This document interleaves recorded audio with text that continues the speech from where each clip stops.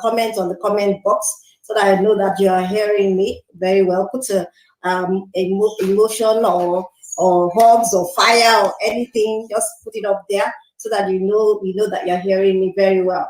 Welcome once again to the Positive and Wellness Summit, the first ever Wellness Summit hosted by Sickle Cell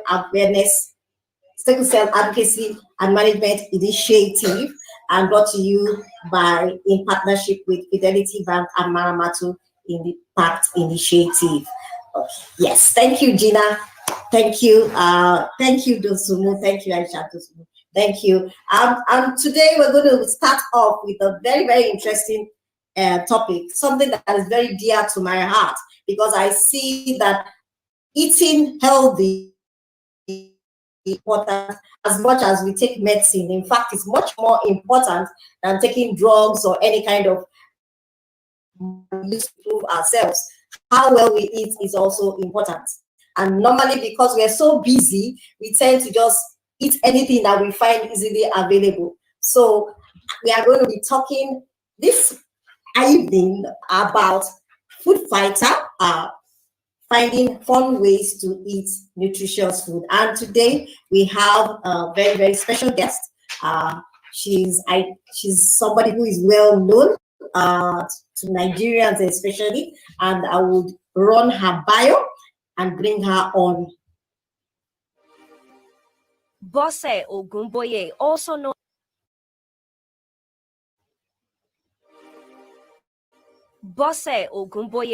known as Lepacious Bose, is a household name in the Nigerian entertainment industry who got a stage name from a big frame.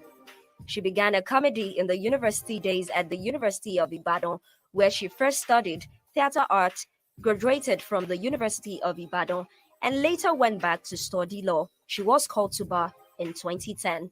Although she has recently lost a lot of weight, she likes the irony that the name creates. Lepacious, a slang for very skinny people, made for a great introduction to a comic brand, as she is bigger than the name suggests. Known for her PG-rated jokes and the ability to use social issues to make people laugh, Lepacious Bose has carved out a respectable niche brand, also an astute masters of ceremonies. Lepacious has starred in several movies already released and about 5 soon-to-be-released movies this year alone, most in post-production. A testament to her strong will and ability to focus on goals, or when she sets her mind to making a difference, would be the recent dramatic weight loss. Lepacious Bose lost 70 kg in 1.5 years and moved from a size 32 to a size 18. She credits a nephew who gave her a wake-up call about her health, which led to eating healthy, working out regularly, and learning to swim as some of the reasons for the dramatic weight loss. A resolute individual, this feat has been buzzing all over social media as all the big brands have written commendable stories about her, praising her will. She now coaches others to do the same. Ladies and gentlemen, please let's welcome the tenacious, resilient, and comedic Lepacious Bose to the Positive and Wellness Summit as she speaks on the food fighter, how to find joy in eating healthy and nutritious foods.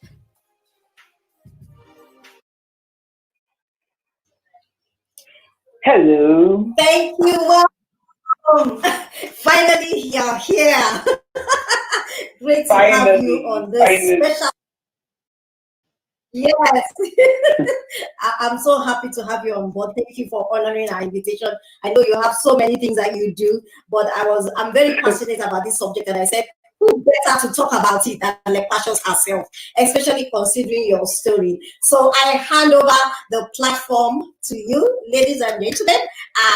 Everybody give Lepacious a fire emoji as she begins to discuss with us fun ways of eating nutritious foods. Thank you. Thank you very much, Tony. May I crave your indulgence that because I can't see the comments, I'm using my phone and not the laptop. Please let me note the questions down so that I can take the questions. Yes, you'll see it on the screen. I'll pop it up when I see the questions. Thank you. Also, just confirm for me one more time how many minutes I have. You have a max of 30 minutes, then we have 10 minutes for Q&A. Yeah, because I tend to talk too much once I start this topic. All right. All right, then. Over to you. All right. Thank you. So, hello, everyone. Thank you for that beautiful introduction. And I feel good hearing all the wonderful things. God bless you for doing a good research. What I would like to say about being a food fighter is that you need to understand that you can wage war concerning your body with food. It's a choice, okay? However, the art of enjoying nutritious food is a long journey. Let me give you an example. When you go to a restaurant and they give you salad, that's our normal Nigerian salad. You know the way they serve it. Nigerian salad, the way they serve it, with salad cream, baked beans, macaroni, potato, hot dog. They put all sorts of things inside. That salad is heaven. I mean, you will buy fried rice, then order salad, and then order extra cream, and you feel, oh, this is really nice. When you get on a healthy lifestyle, you find out that that salad is not healthy. That particular salad is not healthy. The first time I ate this real healthy salad, it's called the green salad. The first time I ate it, I don't know whether I cried or I cursed or I was miserable. I was like, but why? Why does my life have to be this complicated? Why can't my life just be straight? Why can't things just be easy? Because it's just lettuce and cucumber and onions and tomatoes, nothing. If you're lucky, you get boiled egg inside it. If it's on a day that your nutritionist is happy, she allows you to dress it with Greek yogurt. But that's the maximum. Nothing sweet inside it. So it's like punishment. You're eating it and you're squeezing your face and you're frowning as you eat it. Okay? But it's so enjoying healthy food on its own is a long journey. It's not, I'm going on a healthy lifestyle. Oh, all I need is to drink some detox tea and drink detox tea for like 3 days and I'll be fine and then I'll start. No, no, no, no. That's not how it works. It's not how it works at all. It's a process. And the process is not interesting because, I mean, this is me that if I go to a buka on a regular day, I want to eat like amala or poundo in a buka. It's with two ogunfe, two goat meat, two shaki, two meat, two bokoto, two pomo. You know those kind of things. Everything inside it, as you are taking one swallow, you are eating meat. And the oil must be swimming so that I can feel the nutritious effect. Suddenly, I'm doing oilless eforiro. I'm doing oilless okra. You know, but the only way to see, to enjoy, and appreciate, and live an healthy lifestyle by eating healthy, first, you have to understand your why. Why am I doing this? Why am I on this journey? Why do I need to do this? And I find out that most of the time when they invite me on platforms like this to talk, it's because they're not inviting me as a nutritionist or a teacher. It's because of my personal experience. So it wouldn't make any sense for me to have to talk without referring to my personal story. So here you go. I was weighing 210 kg and I've not seen my period for 3 years. 3 years of absolute not seeing period. When I started panicking about it, because I had gone for different tests and they said there was nothing wrong with me, they gave me medication to induce the period. They were hormonal medications actually. And in the process of inducing the period, I realized that I was getting bigger from the medication. And the bigger I got, the more depressed I got, and the sadder I got. At this point, I was suicidal. I was always having migraine. I couldn't sleep well at night. I honestly can't remember sleeping without taking medication. I was a comedian who joked a lot about my size, but suddenly that wasn't funny anymore. I was crying at the drop of a hat. Whatever happened, I just cried. I was short tempered. I was moody. I had mood swings. I got angry at the slightest thing. I was losing my mind and I was going crazy. I will be in my house. You will knock on my door for a while. I'm not joking. You will knock on my door and I will not open my door because I don't want to see anybody. And it was really, really bad. At this point, I knew I needed help, but I didn't know how to go about it. Coupled with the fact that I also have something called prolapse. I only like to explain prolapse with an audience that I can see so that I can see their expression. But since I cannot see your expression, I'll just explain it to you in the basic form. Prolapse is like only happens to people that carry excessive pregnancy or people who carry very heavy babies or people who are extremely overweight. Because the easiest explanation is like your intestines actually collapse and you feel them passing out through your privates. This actually was my scariest experience because I thought it was cancer. I'd never heard of it before and I didn't know how to explain it.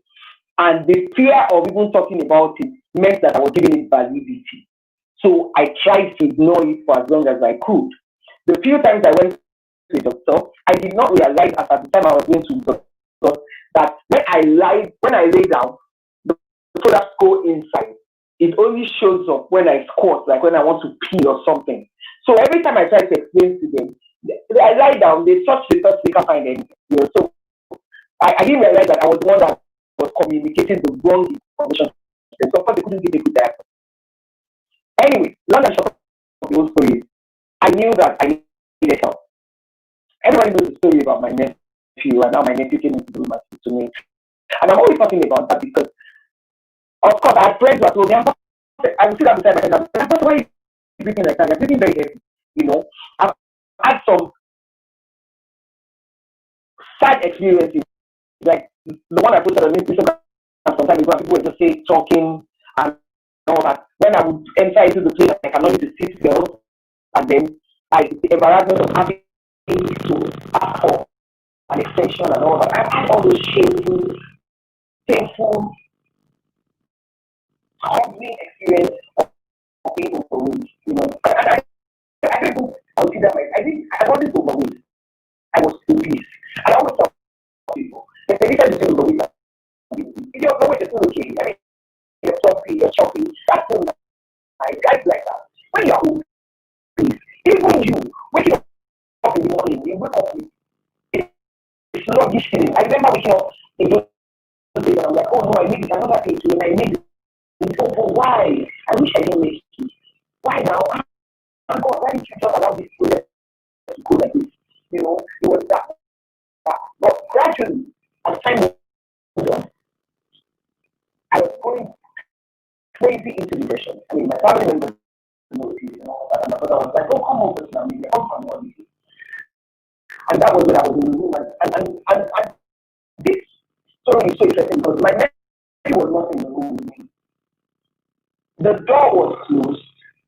So for him to come into the room, a 10-year-old boy, and he said, are you sick? And I said, no. I'm just lying down here. He said, are you alright?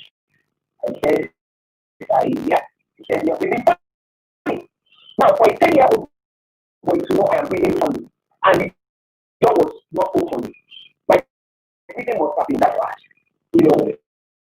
because he came close, he came to check me, and he actually had the look of fear on his face, like, what, this woman, what's wrong with you? And I think that was when the first time I felt the need to leave. Because we are very concerned that, it's too die now, let's go back, So I was eating die. Let's just eat and die. You know. Now, when you know why your wife, it will be easy to understand your heart. You already know that you have to do something. But I remember the first time I went to the doctor in Namibia and the nutritionist in South Africa, and the two of them said the same thing without knowing each other. And they said, give yourself 3 years to lose weight. 3 years. And I'm thinking, I came all the way from Nigeria for you to tell me 3 years. You can't give me some pills, some magic tea, something that will, everything will just go like that, and I'm just okay. And they said, no, it's a process, and you have to follow through the process. And I remember the first time my nutritionist gave me the meal plan, and I looked at the meal plan, I was in detail because everything must be measured. And if you are going to eat 50 grams of beef, you must measure the raw one before you cook it. So you can imagine how small it will be when you finish cooking. Everything was measured. The good thing was this time, as far as I'm concerned, the sweet thing is this time. The red cake and everything was this sweet. And I was like, what kind of life is this? But as I went along, I realized that, okay, I need this. The first time I drank the juice, I went. The next time I drank the I sat down on the floor. I threw everything off. Everything. I threw everything off. And I kept doing a pebble with lemon and water to just get the taste out of my mouth. But then I went back to take it again. And again, and I threw up again. And I took it again and I threw up again. Why was I taking it? Because I knew what the result would be in my body. That's why I said you need to understand your why. Why do I need to take this thing? Why do you go to a hospital to see a doctor? You go to a hospital to see a doctor to see a diabetes. Why do you now stay to take an injection that you take so much? You know that when you take this injection, you will feel better. You don't look at the doctor and say, no, don't worry, I'm fine. I will be fine. I will take care of myself and go. No, you take your injection. It's painful, it's uncomfortable, but you enjoy it because you know that this is going to give you the result and the rewards that you need at that time. So you need to find your why. Why do I need to eat healthy food? Once you are confirmed why you need to eat healthy food, then you need to admit to yourself that you have been eating unhealthy. One of my own problems was I was living in denial for a long time. Oh, I don't eat much. Oh, I really don't like food. Oh, I'm not a foodie. Oh, I'm not this. Oh, I'm not that, but I will eat. I will not eat all day. And I will sit down and eat 2 indomie, 2 boiled eggs, and 2 chicken and beef. And I'll tell you, oh, I'm not eating all day. I don't really eat. I will not eat anything else. But in practice, I will eat plantain chips. I will eat gala. And I will drink like 6 bottles of so that if I get home. And I don't eat so. I don't eat anything. I was in denial. I wasn't considering those things as food. And even when I started eating healthy, I remember those things I would teach you what they are not. And I'm telling myself, cannot be healthy. Cannot be healthy.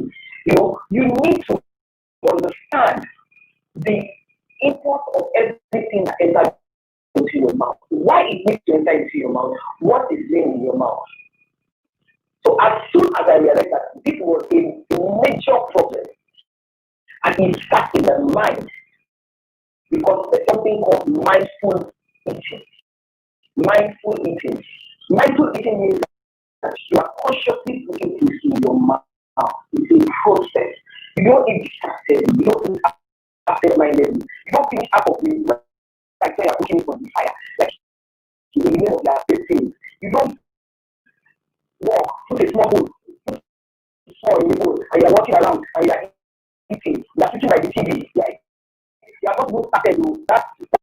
That's still not your food. You are taking just cooked into your mouth. You can't be doing that. And I remember even those days when I used to be an extreme junkie, I knew I was killing myself because I remember that I would be eating Maltesers and I'm crying. I'm eating it and I'm crying because I'm telling myself, you're destroying yourself. This is self-destruction. This is self-sabotage. Why are you doing this to yourself? And I continued. I didn't stop. I kept doing it. And that, for me, that was the highest level of self-destruction. Because you know what you're doing to yourself, but you can't help yourself. That's when the depression has gotten to the point where even if you're out of control, if you need help at that point, get it. If you can't get help, then you need to know that you and God need to have a personal discussion. Because at that point, nobody can get you out of that space. Only you and God can get you out of that space if you reach out and get help. Okay? Because you're not going to have to use friends. Everybody knows that for you because you're not the answer. They don't understand you. So, after talking about you need to understand your why, you need to face the truth. I always say to people, to thy own self, the truth. Don't sugarcoat it. Don't make it sound like, oh no, I don't eat much, but I like my food with lots of veggies beside it. I love some protein. Don't make it into drama. I choose smoothies. I think smoothies, and half of the smoothies banana and pineapple. I'm doing smoothies. No, because even when you're eating healthy, you need to know the proportion and the importance of everything that you're putting in your body and calorie, the calorie effect on your body of everything that you're eating. So you can't just go on and do, it really doesn't matter, it really doesn't matter. No, it just matters. Everything that you put into your mouth matters. Everything that you put into your mouth matters. I used to say everything you put into your mouth matters except water. Until I watched the documentary where a lady that used to overhydrate actually died from overhydration. So even too much water can cause death. That drinking too much water can actually cause death. So you cannot go on a mindless mission of how things enter your mouth, especially in Nigeria, a country that we love food. I watch Nigerians at parties and I'm like, oh my God. In fact, if you are my client and I know you are at a party, I like to sit in a corner and watch you eat when you don't know anybody is watching you. And it's scary the kind of things we said in Nigerian parties. A party that we get to at 12 noon or 1 p.m., we are leaving around 6 p.m. About 6 hours or 5 hours in that one party. There's times like this, like this, and wagon. There's a family, there's father like this, amala, there's some yam, there's blue fish, there's blue chicken, there's roasted corn, there's waffle and ice cream, there's fruit salad, there's vegetable salad, there's pasta, there's in one party. And people don't understand that all this variety is so that different people can eat different things. No, one person will sit in one place and say, oh, it's a party. From small chops, we start. And because it's a mindless eating, you're watching people dancing, you're watching people move around, you finish with pop, by the time you finish your pop, you tell yourself, then you push the symbols away and say, I don't want that 5 minutes, you put it back to yourself again and eat again. It's mindless. It's mindless. You're not thinking about it. And the more you're not thinking about it, the more instinctively you begin to eat. So one of the tricks that my nutritionist taught me then was never to eat unconsciously. So even if I'm going to drink Gary and Epa, even till now, I put it on a tray, I put the Gary, I put the granite, I put the water, I put the bowl, I put everything on a tray, and I sit down on a table and I actually eat. Because if you don't eat it that way, your brain registers it as a snack. It's not a meal. Your brain is not acknowledging it as a full meal. So you're still expecting to eat later. But when you put it into a process like that, you consciously sit down and eat. I remember those days when I first started, I actually used to put off the TV before eating. So I am concentrating on every spoon that enters into my mouth. I am eating consciously. Another thing is you need to eat slowly. It takes at least 20 minutes for your brain to process the food that enters into your body. And if you are talking and you are eating fast and you are juicing and you are drinking wine and you are eating it, before you know it, you are eating more than what you would eat. I remember those days, they would serve you food at a party or at a gathering. So, this is what, can you reduce it? They would say, no, just eat. Just eat and leave the remaining. If I remember those houses I would go to there, if somebody would eat whatever is remaining, and then before you know it, you are finished with it. Why? Because it's right there. So I never used to allow anybody to do that to me. This is too much. Reduce it. In fact, I had to go and get a bowl. I wish I remember to quickly bring it for this. But my bowl for eating was about this size. So everything that I'm going to eat, I use this to measure it. And I never go back for a second day. So it's not even about, it's my house or it's not my house. No, you need to measure it in your head, and you know what you're putting into your body. Okay. Now, for everything you eat, my case was different because my nutritionist was South African, and the foods that she wrote for me to eat were things I didn't know or understand. You know, over there, their pap is like what our own food is. So if I see pap, I'm thinking it's okay. So I have to check the menu every time and look for the nearest thing to it in the Nigerian system. Now, because I did not have a choice, I still have to tell my nutritionist what I'm eating because, of course, you submit your report. I have to submit my report. In my report, she's South African. She does not know what we call a wedu. So you now, but they have to go and research what is the other name for a wedu, what is the English name for a wedu, what are the nutritional benefits of a wedu, why is a wedu healthy, and all that. So I, at that point, thought, this was stressful, but I didn't know it was helping me because of course, I got more knowledge because I have to do more research and find out why things were the way they were, or what I was eating, or why I was putting something in my body, or whatever the question she's going to ask, and the answer I'm going to be giving to her. So you need to be creative with whatever you are eating to. You cannot say, in salad, I'm stuck with salad. No. If you have to buy side of fish and squeeze it into it to make it more interesting, then do it that way. If you have to mix your vegetables with your okra, then do it that way. But you have to be creative. It's in the creativity that the fun comes from. But most importantly, one of the things that helped me with eating healthy was saying affirmations. And this, I always tell people, you cannot go away from it. I used to say affirmations every day. I love healthy food. I find healthy food interesting. I eat healthy food. My body is subject to my control. My stomach does not control me. I control my stomach. My food is not my God.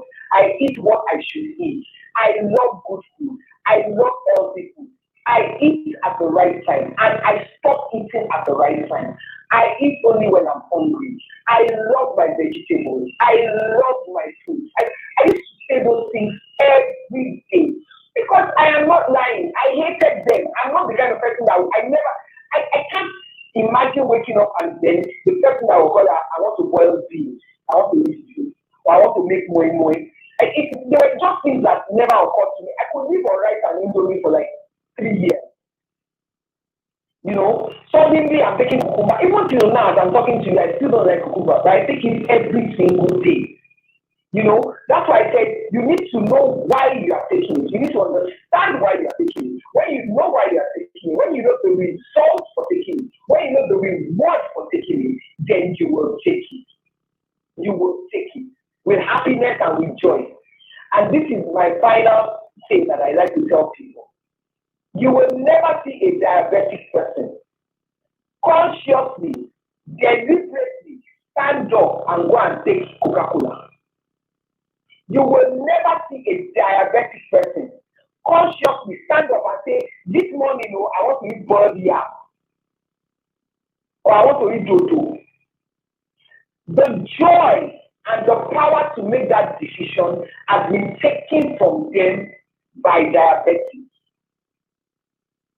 So every time you are eating healthy, you need to know that it is a time of celebrating the gifts that God has given you, that it is your choice to eat healthy. Sickness has not made that decision for you. Circumstances has not made that decision for you. Condition of life has not made that decision for you. You have made that decision to say, oh, I am going to eat steamed veggies today. But the person that has diabetes, that decision has been made for them. They cannot even say, today is my cheat day. You have the privilege and the opportunity to still have a cheat day. So it's better to make hay while the sun shines and eat healthy so that sickness is not the one making the decision for you, so that you can still have the opportunity for cheat days later. Thank you.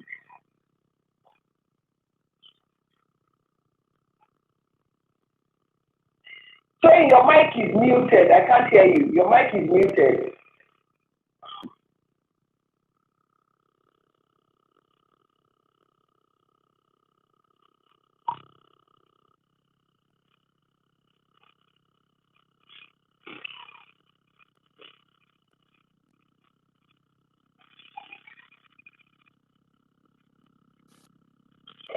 Okay, I can't hear you, but let me see if I can read the chat.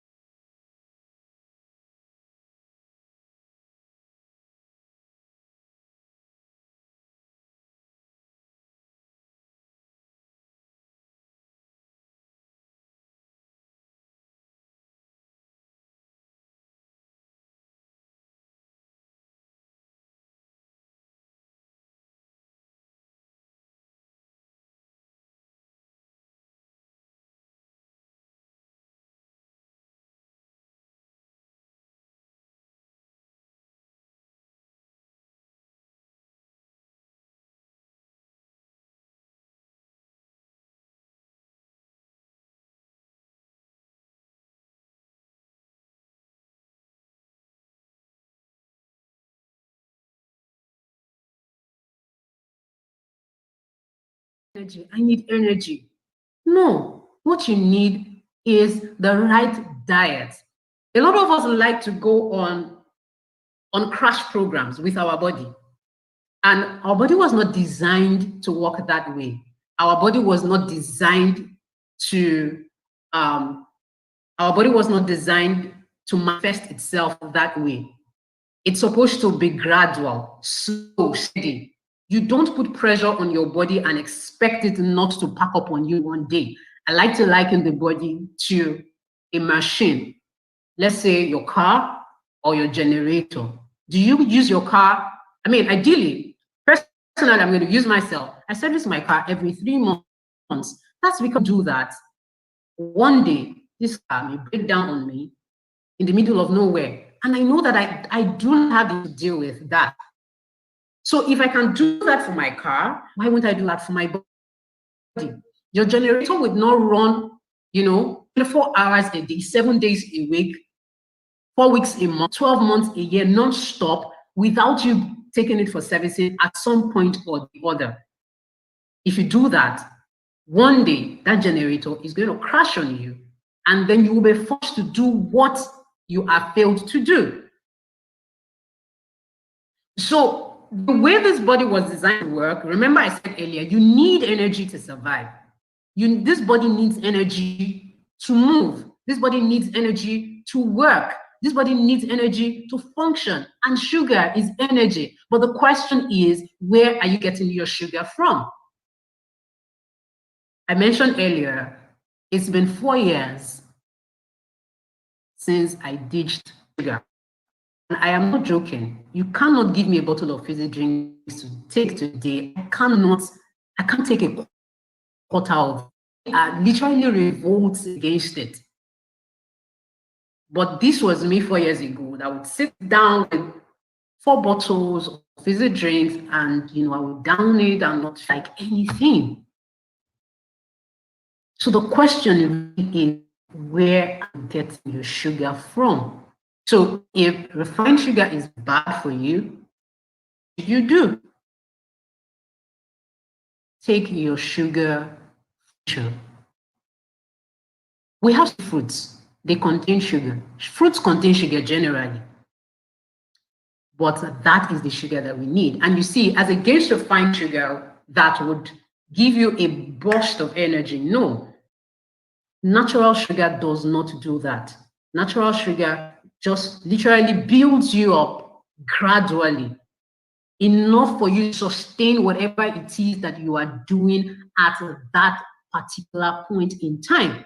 So when you take your sugar from nature, what happens? Because really, when the energy that you need to go about your daily activities, that work is on your liver. So your liver, as it were, gives you energy that you need per time. Energy that you need per time, not all the energy at once that makes you go all out and then crashes you, in a split second. No, it's gradual. Releases energy per time. Then you don't put too much pressure on your liver. I wrote something down. When you take sugar, it suppresses your immunity for at least 5 hours, depending on the quantity of sugar that you take. When you take sugar, your immune system is suppressed for at least 5 hours, meaning that it can more than that.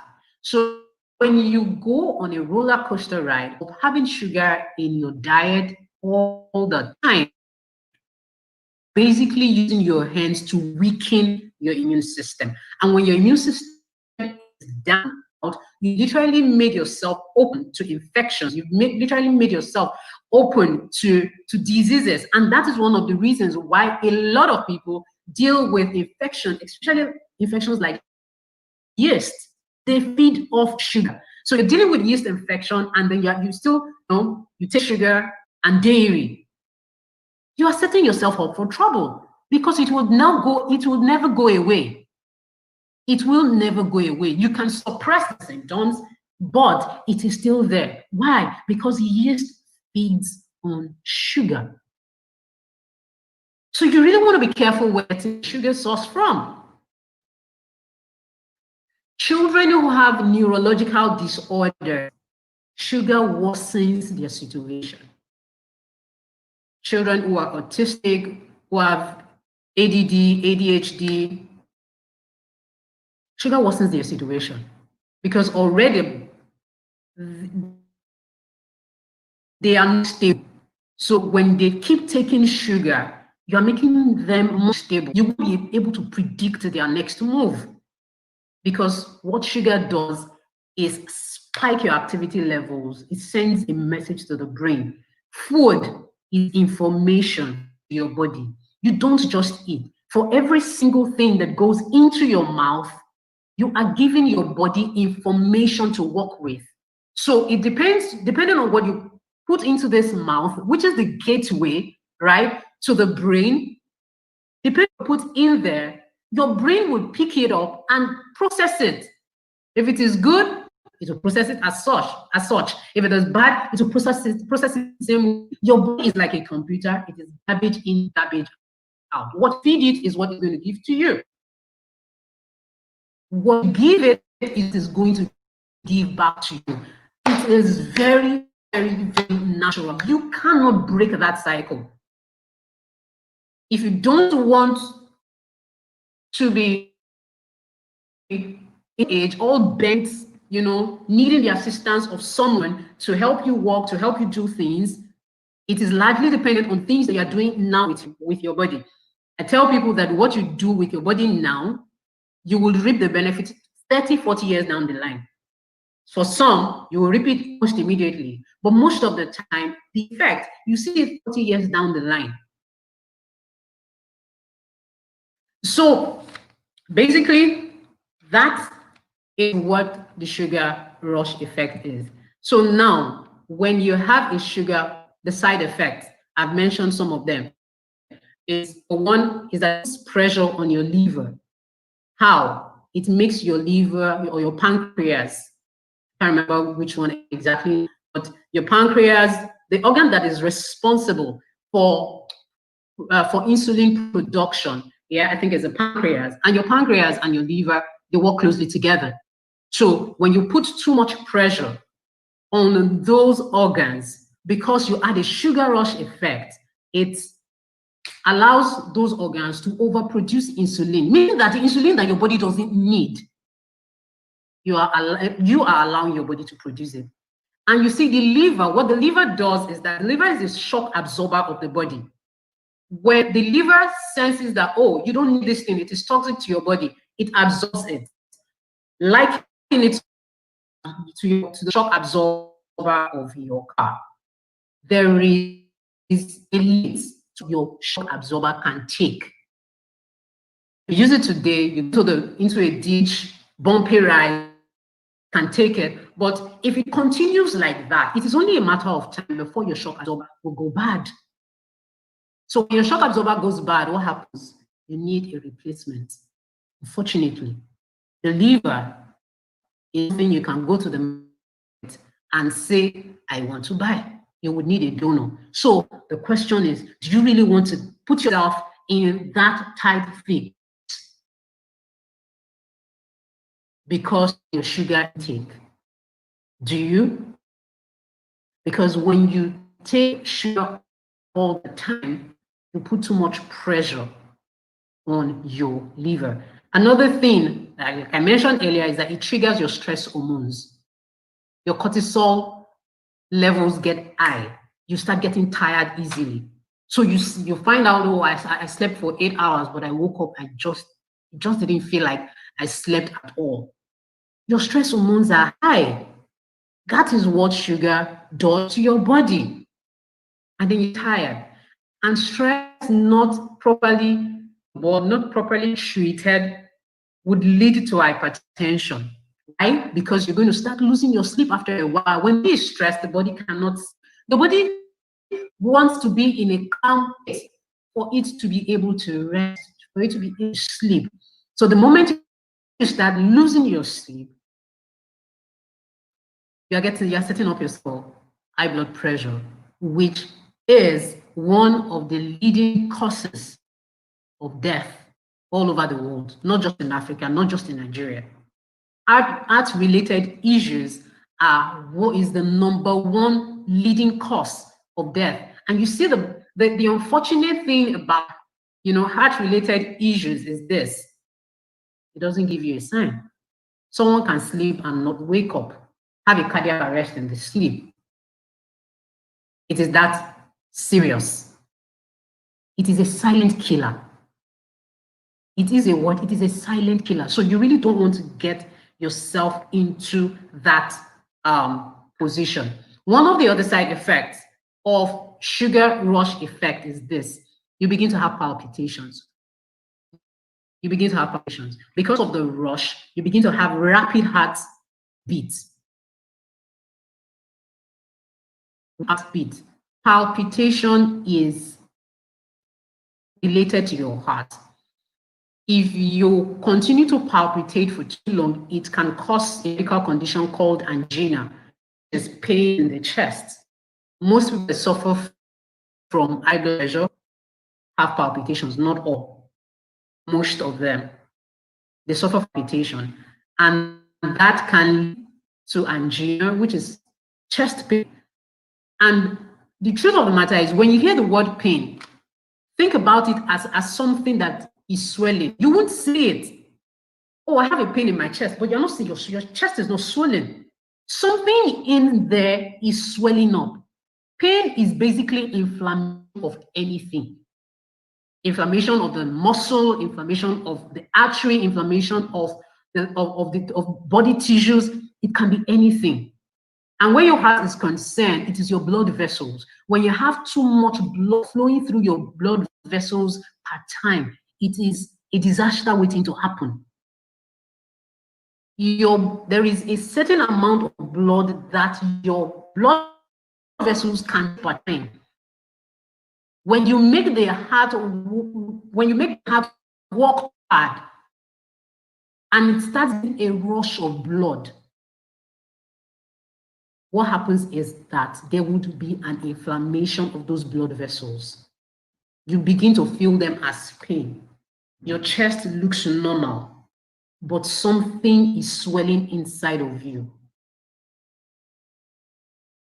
So you really don't want to go down that route. Another thing is that it increases uric acid in the body. That's another side effect. It increases uric acid. When you have uric acid, it simply means that there's something they call cell shock, like electricity shock. When you have a burst, when you go on a burst of sugar all the time, you shock your cells. When you shock your cells, you make your body prone to having high level of uric acid. Uric acid causes gout, GOUT. Most people that have gout think they have arthritis. Usually, they have it at the joint areas of your body. Some, your toes, especially the big toe. People think it's arthritis. Sometimes it could be on the knee.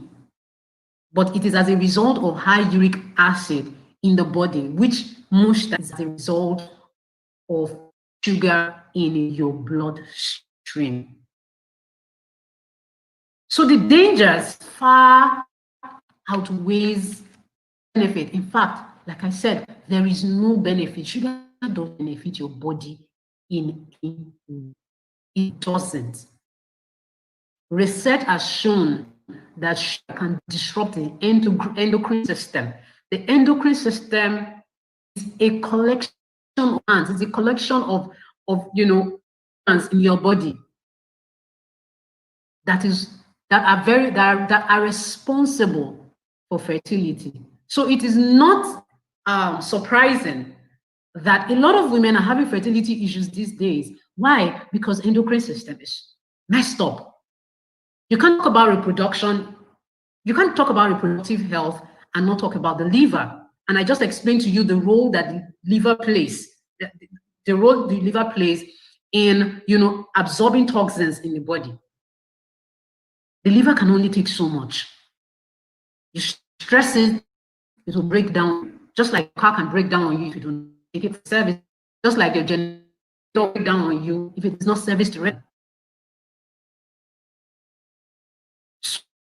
So So you don't want to go down that route at all. At all. You don't want to. So I know that some may be asking, okay, if I'm not taking sugar, what should I do? The funny thing is that I tell people that there's nothing you're looking for that is synthetic, that is refined, that you will not find in nature. I mentioned it earlier, you can get your sugar from fruits. Carbohydrate is sugar. Do you know that? But it is natural sugar. The body will still convert it to energy. And you still have the energy that you need to go about your daily activities. I can't use sugar. What can I use? You have dates. You have stevia. You have honey. These are natural plant-based alternative to sugar. And apart from them sweetening whatever it is you are adding to, they also do a lot more in the body. For instance, dates is good for brain health. Honey is good at fighting infection in the body. Pure original honey, not things that have been mixed with sugar. Do you understand? So it's a whole lot. You're using them to sweeten whatever it is that you're taking, but in addition, they are giving you nutritional value for some other parts of your body. Like I said earlier, brain health, dates. Dates is very good for brain health. So when you have a sugar rush, how can you get out, from consistently staying that path? Because trust me, it's not sustainable. It is not sustainable. Number one, stay constantly hydrated. If you do these things, I'm going to be rounding up with this. If you do these things I'm about to tell you, you will find out that you do not have any need to have a sugar rush. Why? Because it has enough stored up energy that the liver can bring out and send into the body for time that you need it. Energy is stored. Your liver is like your central processing unit of the body. The liver is a lot. It is an organ that stores information. Your brain. Stay constantly hydrated. Take lots of water.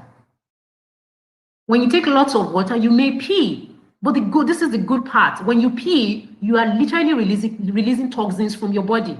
And that's one of the major, functionality of your liver, to help eradicate toxins from your body. So when you take in a lot of water, when you stay hydrated, peeing is a good side effect, because if you drink fluid, you should actually eliminate urine.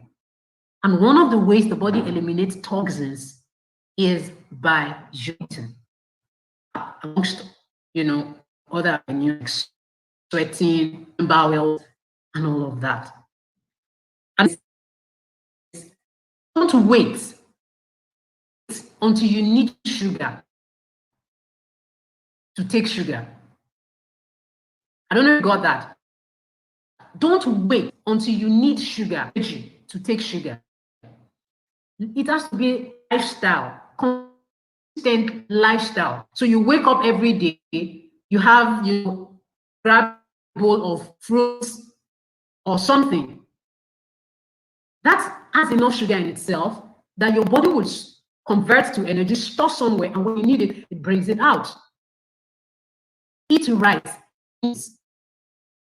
Reach your stress levels. Exercise.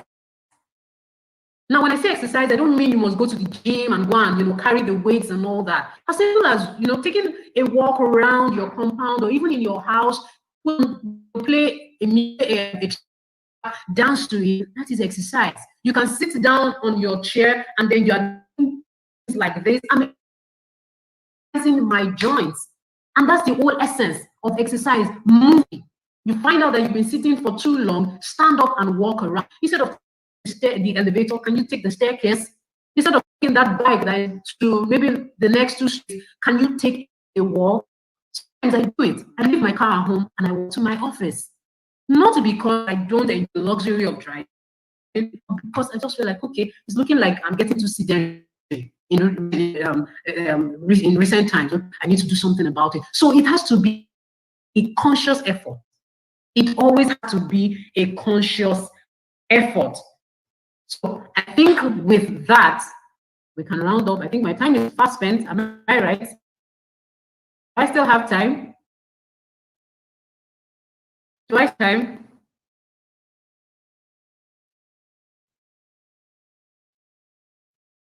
Okay, I can't hear. Sorry, Hello? I forgot I was muted. Can you hear me now? Can you hear me now? Okay, yes, I can. I can. Okay, yes. Yes, I I said can. you just have enough time to answer some questions. I think we still have a bit of time. Our second guest has not come up yet. So I'll just, before you continue, I'll just put up some questions, if I can. The All right, comments have passed. Okay, yes. Somebody says, but what of children? Do they need sugar to sustain their hyperactivity? Although I think you technically answered that, but I think you can explain further for the person. Yes, they don't need sugar. Like I said, the sugar is not the problem. It is the source of your sugar that is the problem. So if you're going to give your child sugar, the question is, where is that child getting the sugar from? If a child takes sugar from fruits, that child will not be hyperactive. The child will be normal. Do you understand? It's the two things that will make you start chasing the child up and down. I said you should keep quiet. I said, no, the child won't do that. Refined sugar will do that. And then you, as the parent, will now ask yourself, chasing the child up and down the house because you want the child to be calm. But you gave the child sugar to take. So the child is just manifesting what is in the body. Help it, basically. So no child needs sugar to him or herself. Give them food, they will get their sugar from there. And I would like to say this: children really do not know the difference between sweet and bitter until we introduce both to them. The first one you introduce to them will be the normal taste of things as their taste buds are concerned. You see, the day you now introduce sugar, what you have done is you've altered that child's taste buds, and then that child now knows that, oh, something is bitter, something is sweet. So as a parent, we have that responsibility of introducing, the first things that they are introduced to, food is concerned, is very, very important. Yeah, exactly. Exactly. So somebody else asked, but I think you basically answered that question. Where is it about? Says with she says with regards to antifungal cream. I don't know. I think it's different, but it says with regards to what antifungal cream for skin reaction. I don't understand the question, but maybe you do. I think, okay, maybe this person, I am assuming, because I briefly mentioned something on yeast infection. I don't know if that is the angle this person is coming. Okay, I think it's for the previous guest that has gone. From what I see. Yeah, okay. Yes. So let me scroll up. Also something about dates and honey. Okay, dates and honey. You didn't answer that. Okay. Okay, I lost you. Okay, I said that the person was asking whether dates and honey. I think you really answered that question. Can you hear me? Hello? Are you frozen? Or is it me that is frozen?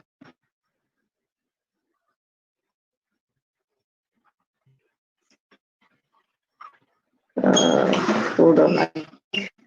We have somehow.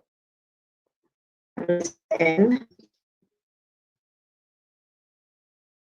is frozen.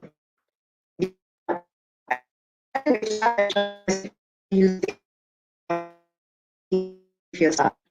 it's from my end. Sorry about that. You definitely can use it. You cannot use it to say there's also for blood sugar. There are different things, and you can also add different things to help you reduce your sugar. There's also cane sugar. I think she mentioned that cane sugar is different from sugar cane, raw sugar. So that refined sugar. So yes, we are now going on a short break to come back with our next guest, who has been waiting. Okay, she's back on. Let me try and get her on so we can say our final goodbyes. Yeah, sorry about that. Yes, I can hear you. Is not too good. Hello? Hello, I can hear you. Let me remove that. All right, no problem. We'll be on the break and then we'll get back to you as we start. Okay, I think I've got her now. Hi, our next guest is waiting. I can hear you now. All right. So sorry about that. The network tripped off. Yeah. Yes, I can. I can. Yeah. Okay, yeah. So I was just explaining about the dates and honey and giving them alternatives to dates and honey as well. And maple syrup, a bit expensive, adding fruits to your cereal or whatever you want, and that makes it sweet in itself. You know, there are different things you can add. In fact, you find that when you had fruits, to your cereals, you find out that you really don't even need any sweetener. For instance, if you add things like apple and banana, even pineapple, those are sweet fruits. By the time you add them to your cereal, you find out that you really don't need sugar or any sweetener. You don't even need honey. You don't need dates, because naturally sweeten whatever it is that you're taking. So you're taking your sugar, which is safe and good for you, and at the same, the benefits of those fruits, you are also taking them. Yeah, exactly. Thank you so much. I'll check if there's any more questions. Yeah. Gina says she really enjoyed the topic. Thank you, Ma. Olumide says, thank you very Gina. much. Thank you. Okay, there's a question here Thank you too. Joy. Joy says, can excess sugar in the body lead to skin irritation? Yes, because sugar basically inflames the body. So when you have when you have any issue, it is an inflammation of the skin. The severity differs. Yeah, some people it's mild, it's like, oh, it's just a rash, it's just an irritation. Some people it gets as bad as they have eczema, psoriasis, and they just have salt on their skin. So yes, it's not even just about excess sugar. Sugar in the body, refined sugar now, synthetic sugar now, would cause skin irritation. Basically, it's an inflammation of your skin. Yes, irritation is just a mild way of putting it, but it is actually an inflammation of the skin. Yeah. All right, then. Thank you so much for honoring our invitation. All right, guys, if you've enjoyed Oluseyi's talk, give her fire emoji. She can see it later. She don't want to see it now. I'll give her some fire emoji, some claps, Thank her for giving us all this about sugar. And I hope we'll be able to, not only have we listened, but we'll be able to take action and try and reduce sugar. It's a gradual process, remember. It's not something that can be done overnight. But reducing it, and you'll get there. Thank you once again. You're welcome, ma'am. Thank you so much for having me. Thank you. All right then. Bye. Bye. Okay, guys, we're in our last leg, and we've got our final guest in the house. So don't leave yet. This is most important. Sleep. Everybody talks about sleep. There's always arguments. I only need 4 hours because I need to hustle, walk. Oh, you must take 7 hours. So we're going to find out what is the real truth about sleep and how sleep is important to our bodies. I'll be right back after this. Here are the things to do to avoid getting or spreading the coronavirus. Always wash your hands thoroughly with soap and water. Carry with you and use an alcohol-based hand sanitizer at all times. Avoid touching your face unnecessarily. When you cough or sneeze, do so in a bent elbow and not in your hands. If you cough or sneeze on a tissue, dispose immediately. Endeavor to wear a face mask when you go out. Dispose of the face mask properly after use. Should you feel unwell and show symptoms, call the NCDC and follow their instructions. Stay safe. Maintain social distance. Fidelity cares about you.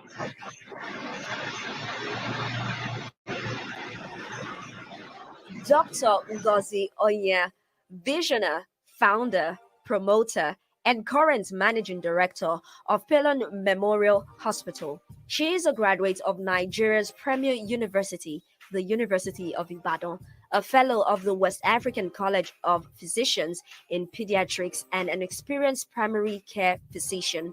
She possesses an MBA from the prestigious Lagos Business School of Pan Atlantic University, Lagos, and a certificate of travel health by the International Society of Travel Medicine.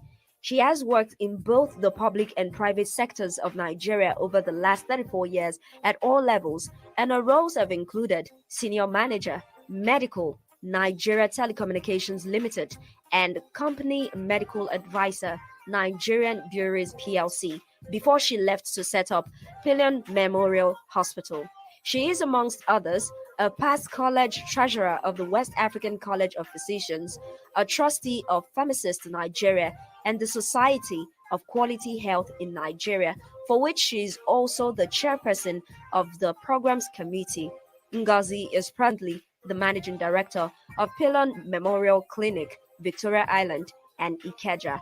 Ladies and gentlemen, please let's welcome Dr. Ngozi Onya to the Positive and Wellness Summit as she speaks on to sleep or not to sleep, sleep and stress management for a healthy life.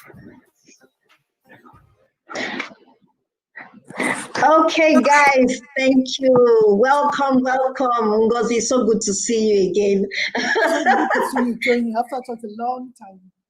Yes, it is. Yeah.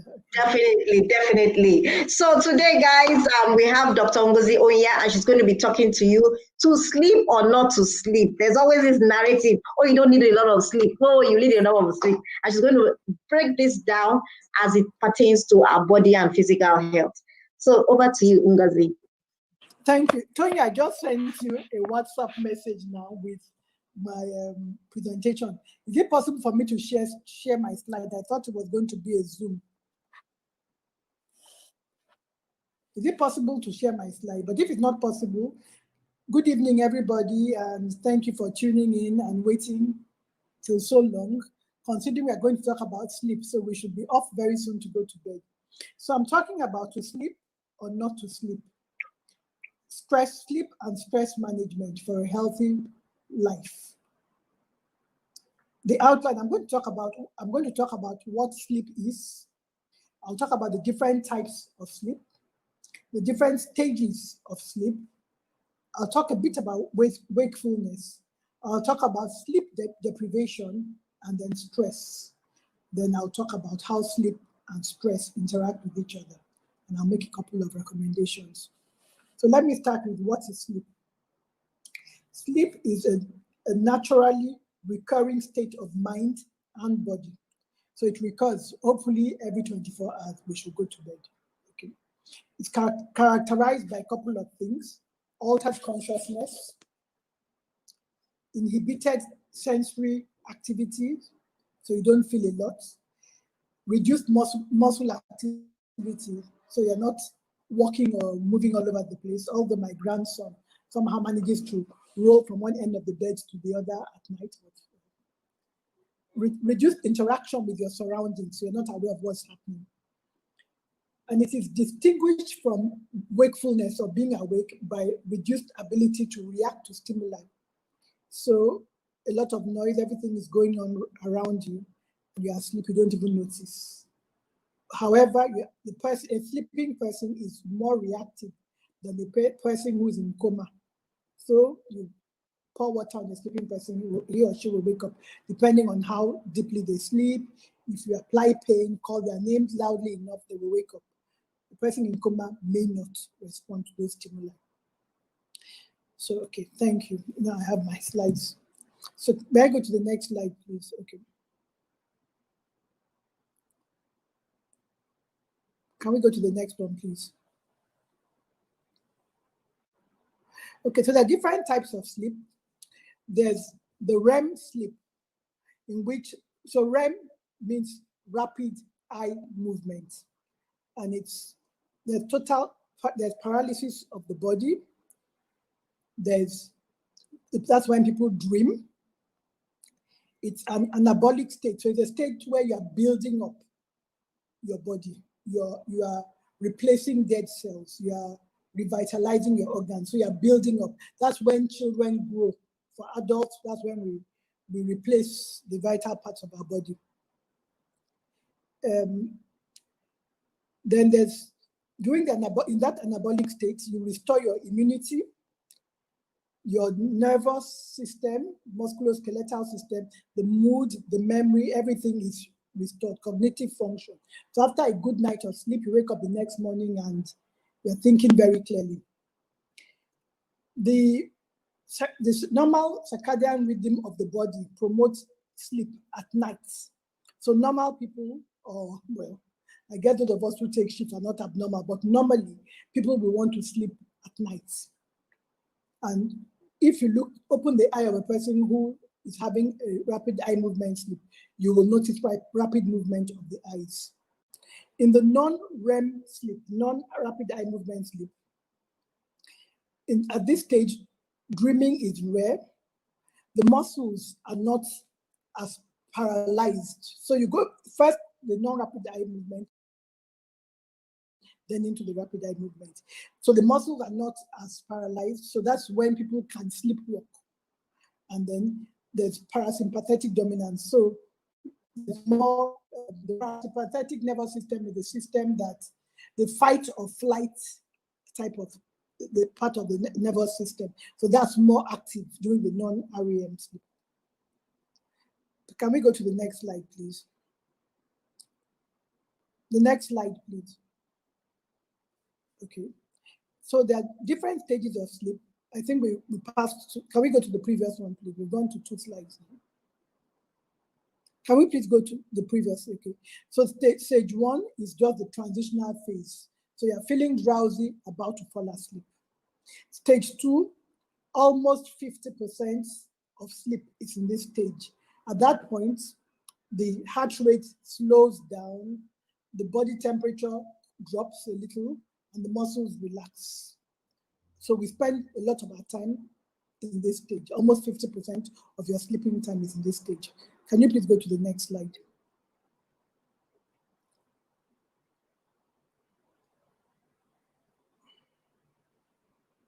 Can we please go to the next? Okay, yes. Then stages 3 and 4, they are the most difficult to wake up from. At that point, you're really fast asleep, really fast asleep. So at that point, the blood pressure drops even further. The breathing is deeper and slower and more rhythmic. There's very little muscle movement, so you're at rest. That is the stage in which children bedwet, because they are so deeply asleep that they bedwet, okay? And the hormones are released at that point. That's when growth and appetite control and those things occur. And that's when children grow. That is like the REM sleep. Well, it will be just before the REM sleep. So in the REM sleep, adults only have about 20% REM sleep. We don't need that much. Children and infants need much more REM sleep. And during the REM sleep, that's when the mind energizes while the body is immobile. Breathing is shallower and more irregular. The heart rate and the blood pressure drop. And then most dreaming takes place as the result of a desynchronization of the brain activity. So it's a state where it's as if the brain activity is awake, but the person is asleep. But during non-REM sleep, the mind will rest while the body heals. During the REM sleep, the mind is still a little bit more alert. Can we please go on to the next slide, please? So wakefulness is when we wake up. That's also like sleep is a recurring state of unconsciousness. This is a recurring state of consciousness. So we hope to wake up every morning when we go to bed at night. And in that state, we are more engaged with the external environment as opposed to when we are asleep, as we are now engaging with each other. So the body temperature, so the reverse of what happens when we sleep.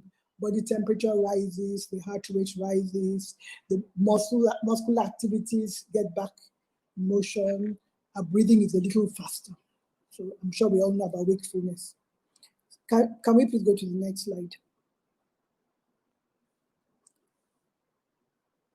So what is sleep deprivation? So Tony started by saying we are always arguing about how much sleep we need. Everybody, adults, I'm talking about, children need more. Adults need between, the Americans will say 7 to 9, the Europeans will say 6 to 8. So I think on an average, we need between 6 to 9 hours of sleep to be fully rested. No adult should do on a sustained basis with less than 6 hours of sleep. Nobody on a sustained basis. So once a while, you go partying and you sleep for 3 hours, and because you have to be at work the next morning, that's okay once a while. But on a sustained basis, we need between 6 and 9 hours of sleep. So everything I'm going to talk about sleep deprivation now refers to on a sustained basis. But even for one night of bad sleep, we wake up in a bad mood, like a bear with a sore head because you didn't sleep enough. You are unable to concentrate. People talk to you and your mind wanders and you're not quite sure of what they're saying. You don't function as well as when you've had a good night's sleep. And this is true for everybody. So when I hear people say, no, I can live on 3 hours, no, I can live on 4 hours of sleep, it is not true. Nobody can survive on 3 to 4 hours of sleep on a sustained basis. It will eventually take its toll on you. And so immediately after the bad sleep, these are the ones I call the acute problems.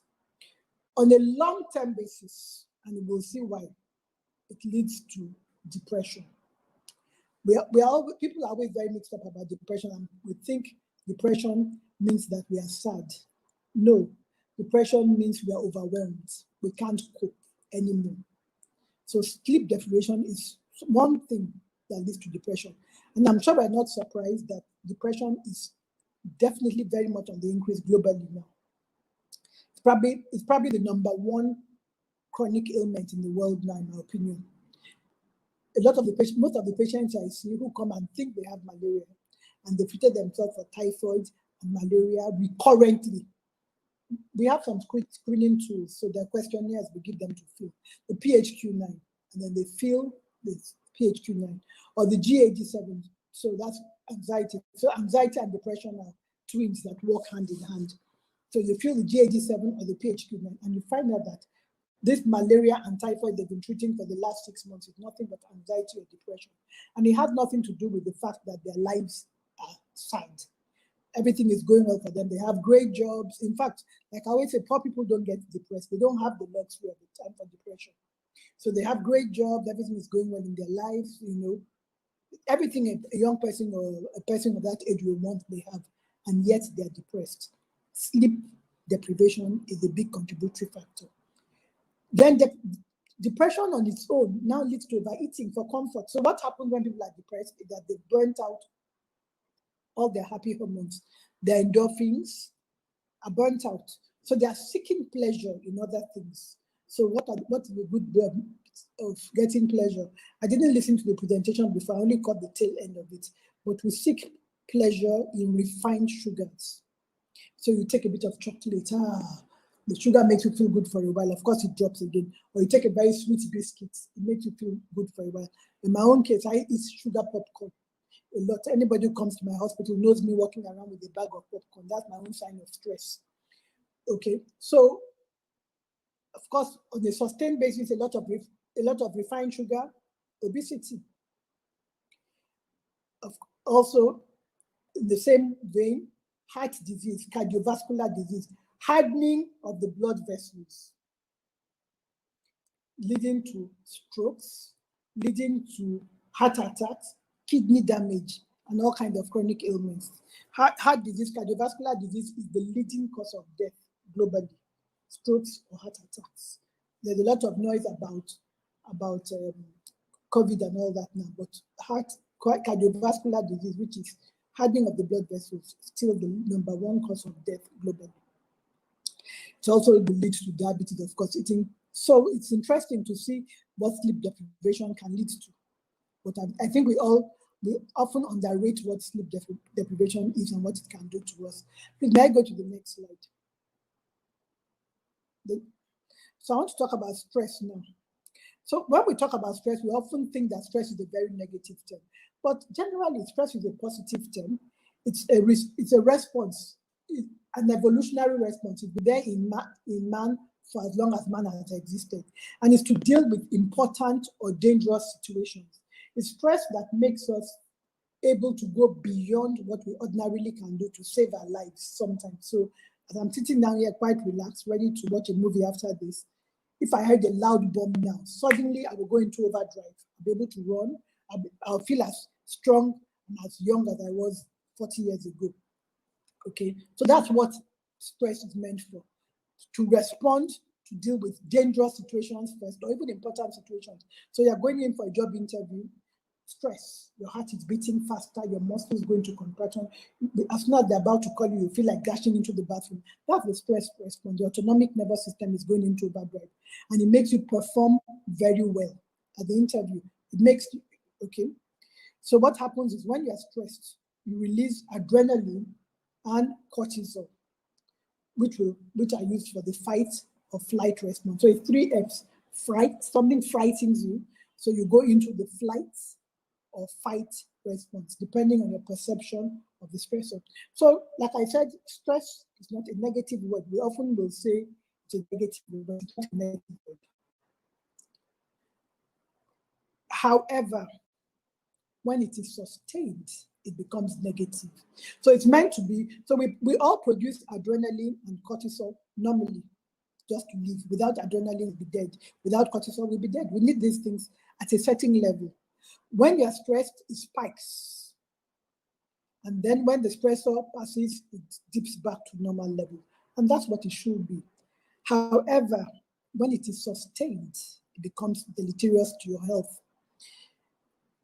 Sustained stressors now are not existential threats. So it's not a lion coming after early man anymore. So sustained stressors are a bad relationship, badly behaved children, work you don't like, a terrible boss, traffic in Lagos, a noisy neighbor. So they're not things that will kill you, but they're there all the time, niggling at you, and you're producing your stress hormones, adrenaline, cortisol, not necessarily at the very high levels, but you see in the middle of that constant adrenaline is somebody who's blocked your car in the car lot, it's somebody who crosses you badly when you're driving in traffic, it's your employee who does the exact thing you've told them not to do just because they don't think you're around, it's your boss who gives you deadlines that are unrealistic and so on. So those are all there. And then in the midst of all that, sometimes also big things will happen and you will still spike. And when it is sustained,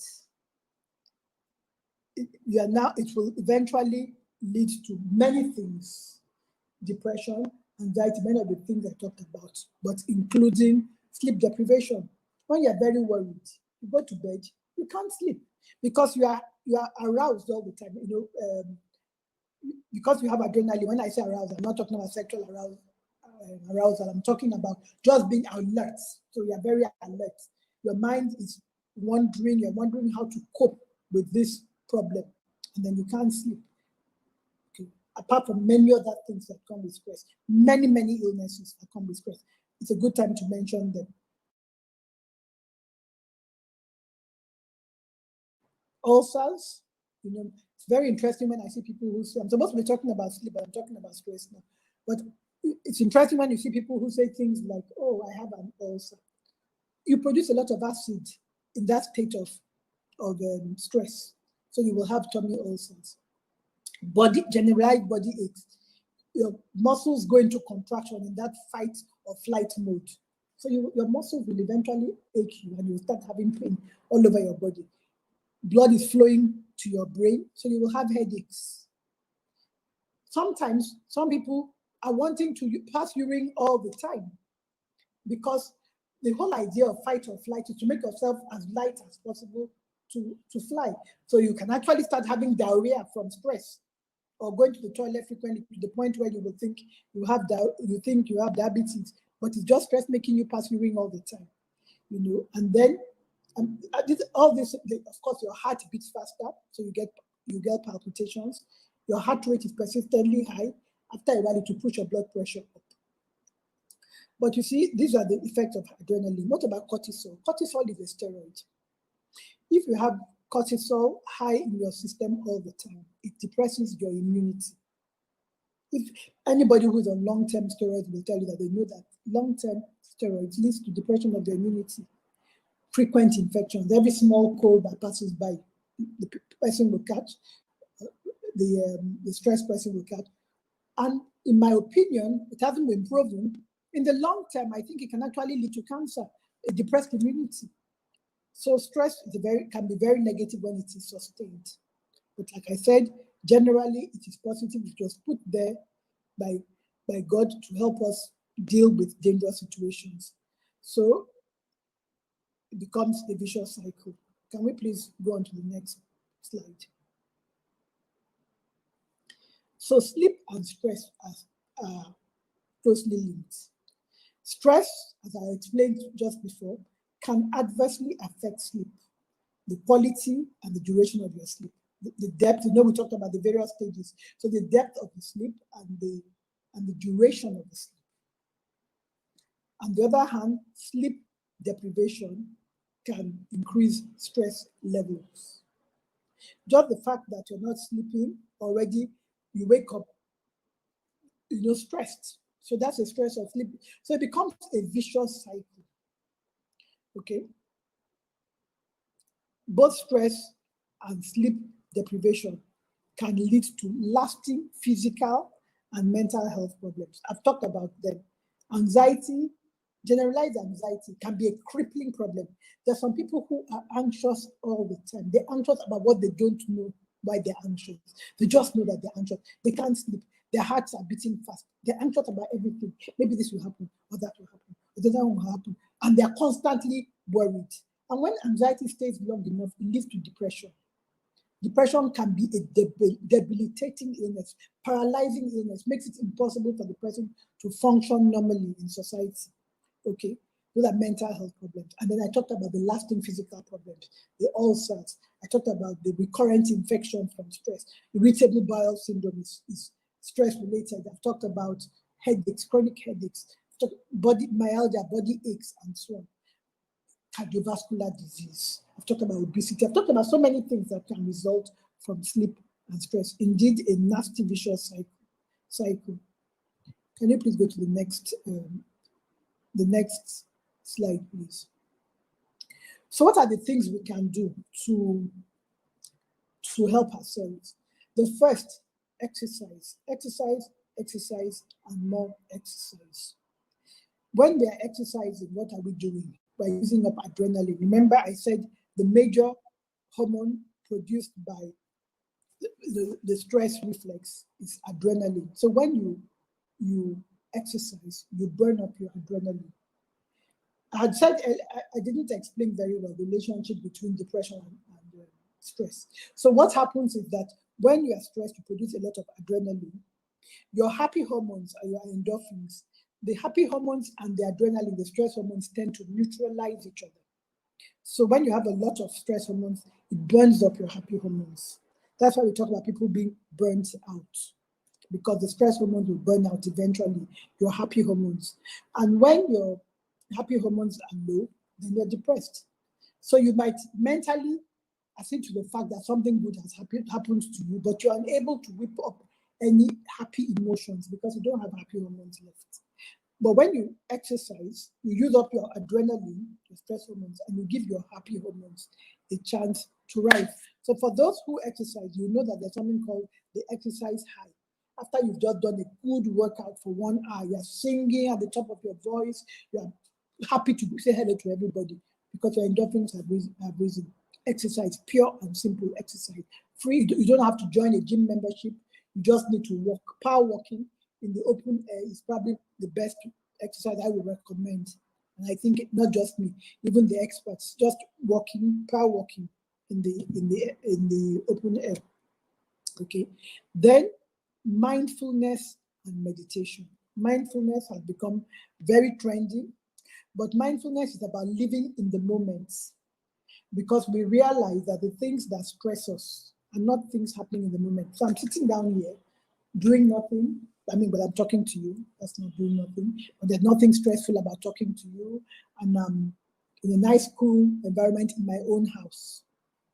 So there's nothing to worry about now. But if I was somebody given to anxiety and depression, I will sit down here, and I used to be given to both anxiety and depression. I will sit down and start imagining what if the NSAS starts again, and it might even end up in a war, and then I'll become a refugee. Hey, that's how it starts building up. Nothing has happened. It's all in my mind. Okay, but so when we worry about what we think can happen in the future, we become anxious. Or if I sit down, I think, if only I had known, maybe I shouldn't have done this. And I'm dwelling in the past, full of regrets, then I will tend towards depression. But mindfulness teaches you to live in the moment. Don't let your mind wander. Just keep your mind in the present. And while it sounds easy, but it's quite difficult. And although it sounds difficult sometimes, it's also easy. It's just a matter of, so yes, we have learned to be anxious. Nobody is born anxious. Nobody is born anxious or depressed. It's something we learned. Life taught us to be anxious. Sometimes our parents taught us to be anxious. Anxious mothers tend to raise anxious children. My daughter still suffers from anxiety, and I know it comes from being raised by me because I used to be an anxious person when she was growing up. So just as we learned how to be anxious, we can unlearn how to be anxious too, just by reminding ourselves. So you sit down and your thoughts starts. It's about thoughts, about emotions and behavior. So your thoughts start. What if the process starts again? And then we might go into a war. You catch yourself and you stop it dead in its tracks. And then you think about, then you immediately say, oh, that iron, I'm looking at an iron on my ironing board. Looks interesting, the shape. So I brought my mind to the present. And then after I've looked at the iron and admired the iron enough, my mind might wander again. Then I bring my mind to my exercise bicycle, and I can look at it and think, interesting, maybe I need to tighten this knob. You see, I just bring myself to the present. That's what mindfulness is about, living in the moment, which is why a few things that are recommended about mindfulness, apart from meditation, vary the things you do. Don't be too routine in the way you do things. So if you're going to work, don't always drive the same way. Because if you always drive the same way, after a while, it becomes a reflex. You don't even have to think. You're reflexly moving yourself from your home to your house. But if you decide to take a different route every day, you have to think, so am I going left, right here, or am I going right there? I'm thinking to myself, do I need to pass the toll gate or don't I? Do I still have credit in my e-tag? Don't I go the alternate route today? Just moment things that make you live in the moment. So just even when you go exercising, vary your routes. Don't go the same way every time. Take time to look at things, people around you, the buildings, the trees, depending on where you're walking or where you're living. Okay, and then meditation. They have been found. In fact, now on the NHS, they actually recommend meditation. They send people to go and see, not quite good, but some people who lead them in meditation. Okay. And then the other important lifestyle changes, healthy diets. Healthy diets. So the lady who spoke before me talked about refined sugars. I think that's what she talked about most. I'm cutting out refined sugar from your diet. So eat healthy. That healthy diet is a whole big topic on its own. And especially no late meals. So we should all try and avoid eating, if possible, after 7. Lagos makes it very difficult to keep to these recommendations, but the truth is, where there's a will, there's a way. So we try and make it work for ourselves the best we can. So don't eat late at night. Don't eat heavy meals at night. Don't come home and eat pounded yam at 9 p.m. or 10 p.m. Your body won't digest it. And particularly as we are growing older, we need to be very, very conscious about the things for those of us who are growing older. Everybody is growing older, but for those of us who are older already, you need to be conscious about what you eat. Your digestive system is no longer what it was, just like your muscles are not what they were. Your digestive muscles are not what they were when you were younger. You eat heavy meals, you are unable to digest your food. Then you will wake up in the middle of the night, it will interrupt your sleep with reflux, and you'll be unable to sleep. Or you can actually choke in your sleep because the food can reflux and choke you in your sleep. So no late night meals, no heavy meals at night, and balanced diets. We should lower our caffeine and our alcohol consumption. You can't drink 5 cups of coffee, strong coffee through the day and expect to sleep well at night, which will reduce caffeine and alcohol consumption. And while alcohol may make you feel drowsy initially, the truth that in the long run, it ruins your sleep. It gives you a headache at night, and you don't sleep as well when when you are drunk as when you're not, or when you've had too much to drink. Which will avoid taking work home, answering emails. One of the biggest problems that I've seen in the world now is causing sleep deprivation. And I'm sure you notice me adjusting myself to discuss the internet, social media, a big, big problem that has now been worsened also by the lockdown. So 2020 has been a year when social media has become all we have to do. For people who live alone, who are single, you don't have a companion at home. So the only way to interact with the environment is through your phone or through your tablet or whatever. And so we've all become addicted. And it's the real addiction. It is not, when we say we are addicted, it is just like being addicted to alcohol, that's a drunkard, being addicted to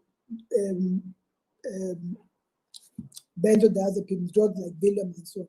Being addicted to cocaine or hemp is the same kind of addiction. Every time, I remember the BlackBerry, which was the first smartphone, I think. Every time you saw that, the blue light on the BlackBerry, it triggers endorphins in your brain. It actually triggers, and that's the way addiction is formed.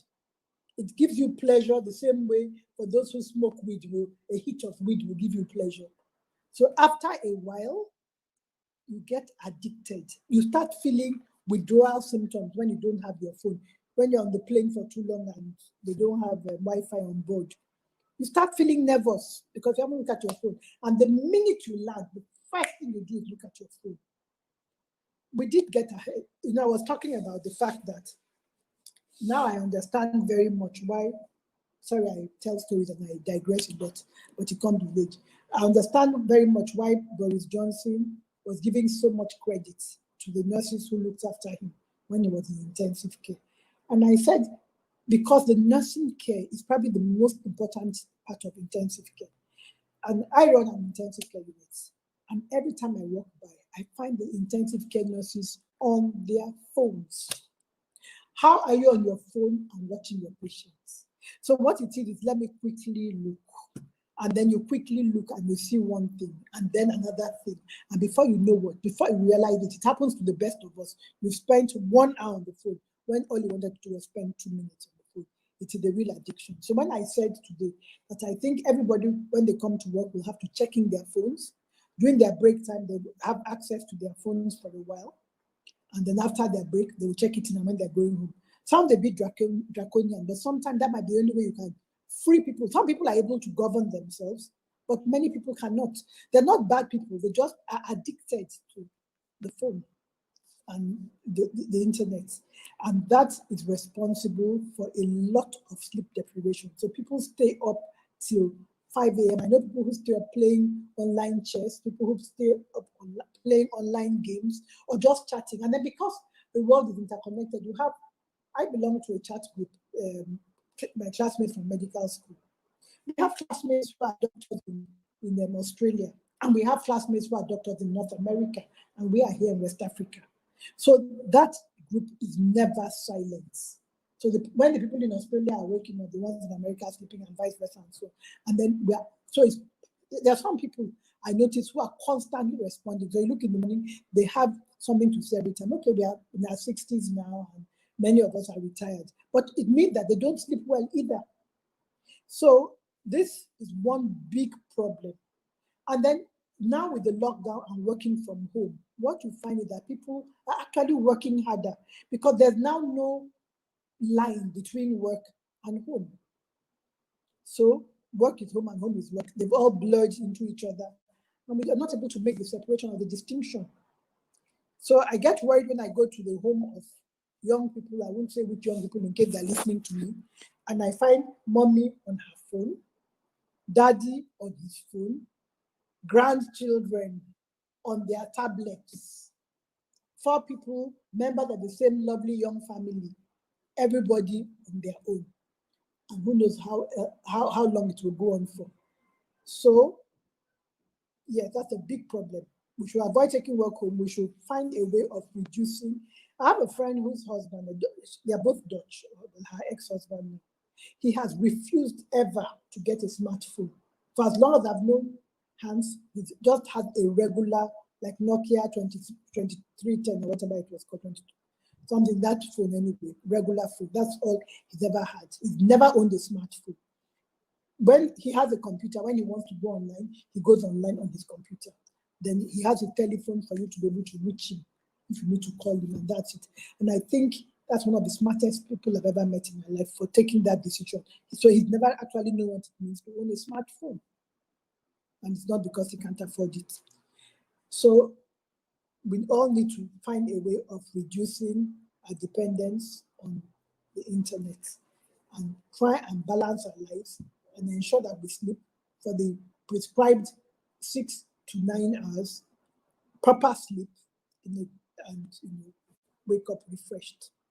Thank you. And then, of course, if all else fails, please seek help. There are many professionals. There are sleep therapists. I didn't mention anything about sleep apnea, and I think I should. And that's a problem for people who are overweight. So people who are overweight tend to sometimes have obstructive sleep apnea. In other words, so people who snore, if you have a partner or a sibling or somebody who snores, you should take note, because sometimes they have difficulty with breathing at night because of their weight. And that snoring just shows a narrowing of the airway. And sometimes they actually don't get enough oxygen into their lungs when they are asleep. When they are asleep and all the muscles have relaxed, including the muscles of the mouth, the tongue, and the pharynx, the larynx, all relax, and then they narrow. They don't get enough oxygen and that's why they snore. They don't get enough oxygen into their lungs, and therefore their brain doesn't get enough oxygen, and they don't have good sleep at all. And I'm sorry to say that people like that also struggle with ill health, everything else. So the patients who end up in intensive care for COVID tend to be those who are overweight, who already had obstructive sleep apnea. So that's another cause of sleep deprivation, but they are in the minority. Most sleep deprivation is because of the bad choices we make. We choose to stay on our phones. We choose to watch movies till 2 a.m. We choose to do things that keep us awake. But for those who are overweight and have obstructive sleep apnea, there are many things that can be done. There are sleep therapists, sleep experts. I'm not a sleep expert. I must say that up front. I'm just a little pediatrician. I don't know why Tony thinks I'm a good person to handle this topic, but I've done the best I can with it. But there are experts who can advise you on how to sleep better. And then actually there are sleep therapists and There are all kinds of devices, BiPAP, and so on that can help you sleep better for those who have physical problems that stop them from sleeping. But like I said, the vast majority of us who are sleep deprived. Well, some of us by choice. Another thing I was quickly saying is in Lagos, I remember one morning I was traveling. So I went out very early in the morning and maybe 5 a.m. I think I was trying to get to the airport to catch an early flight. And I saw the traffic chock-a block on Third Mainland Bridge. And I said, wow.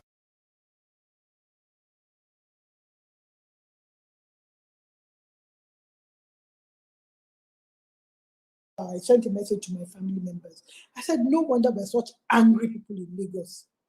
For people to be already on the bridge at 5 a.m., when did they get up? At least you will still maybe pray, take a bath, or whatever before you get into traffic. I said, people don't sleep. That's why we are also angry, so impatient in Lagos. So sometimes it's not always poor choices, but then we must find a way to make it work for us. I don't see a lot of sense in living. I know it might be easier said than done, but living so far away from where you work. Sometimes you might have to pay a little more for accommodation to be closer to your place of work. What's the point of saving all that money and then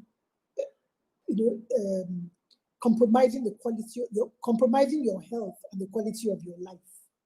Because people who live very far away tend to think because it's cheaper, one, or because it's their own house. If it's your own house, so rent it out and rent somebody else's house closer to where you work, or try and get a job. But let us find ways. I think already acknowledging there's a problem and finding ways to solve it already makes life a lot easier. But for some people, it is not any of those. They live in VI, they work in VI, but they stay awake till 3 a.m. watching movies. So I'm sure each of us can plug ourselves into the group that fits us and make necessary adjustments. So thank you very much. I think that's the end of my presentation. Thank you. Thank you so much.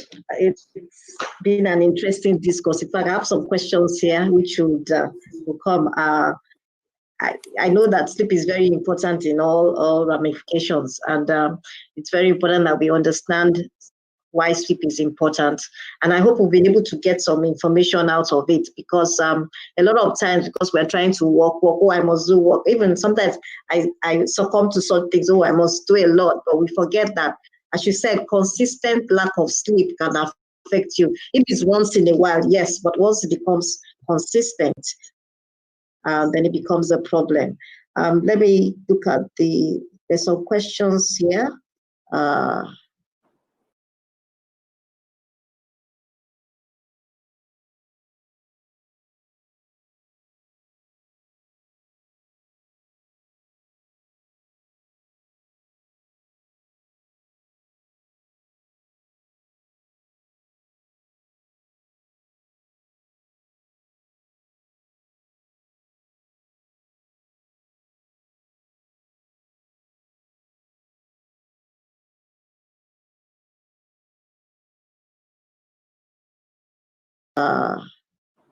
Says, is there a proven relationship between sound sleep and dark or low light?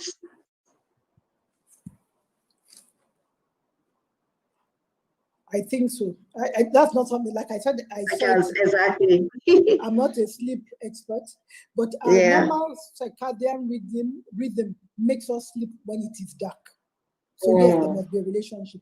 And I know that countries, like the Scandinavian countries, where they have sometimes very long summers, very long daylights, and then very long darkness, they tend to have more mental health problems because their sleep is disordered. So yes, I think there is a proven relationship. I don't have a reference for it, but it's an interesting question. When I'm done with this, I'm going to look it online. But I'm sure most of us know we cannot sleep when the lights are on. We want to put off the lights when we want to sleep. So yes, there must be a proven relationship. Exactly. Then I don't know if this is something you can answer. Somebody is saying, why do some people, while sleeping, have their eyes opened? Their eyeballs may or may not be rolling, but their eyes are opened. Well, that's why do some people sleep with their mouths open too? Same thing. But when their eyeballs are rolling, that's when they're having the REM sleep, the rapid eye movement sleep. So it's just not individual variation. I don't think there's anything significant. Yeah, so it's not like it causes any issues or all that. It's just their mode of that's just sleeping. their own thing. Yeah. The only thing is that when you see the eyes rolling at that point is when they're having the REM sleep I talked about. Yeah. Okay. Let me check. Roll at a point. Everybody's eyes will roll when they are asleep, but if your eyes are closed, your eyelids are closed, you will not notice. Okay. All right. I don't think I see any. If we have any more questions, if not, we'll let Dr. Onya go. Thank you so much. It's been an interesting discourse. You were saying that why you died, because I don't know. I just felt that you would do, and I think you did well. Regardless, I wasn't looking for the technicalities of sleep or sleep apnea. I just wanted basic information about the importance of sleep and what we can do to help ourselves better. Like a lot of this phone addiction, it is a serious issue among us. Even sometimes I always tell myself, the first thing, when you put your phone by your bedside and when you wake up in the morning, you grab it again and all that. So it's definitely an addiction, which I think something we have to try and reduce as much as possible so that we can get better sleep and become more active and alive. Thank you so much again. Thank you for inviting me. You're welcome. All right, guys. We must catch up soon to have a drink. Oh yes, definitely. When all this sanity is settled down, definitely we'll catch up. Thank you. Have a lovely weekend. Thank you. You too. Bye, Auntie. Take care. All right, guys, it's been a great time